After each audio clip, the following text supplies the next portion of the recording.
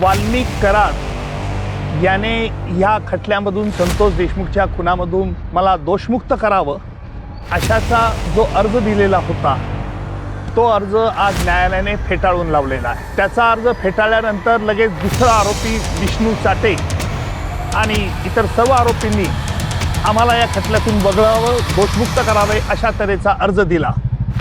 त्यावरती मी जोरदार हरकत घेतली। न्यायालयाला सांगितलं की ही आरोपींची एक मोडस ऑपरेंडी आहे। आरोपींना एकदा जामीन, एकदा दोषमुक्तीचा अर्ज रिजेक्ट केल्यानंतर परत दुसऱ्याने करायचा, तिसऱ्याने करायचा, अशा रीतीने वेळेचा अपव्यय करायचं, खटला लांबवत न्यायचा हा त्यांचा प्रयत्न आहे।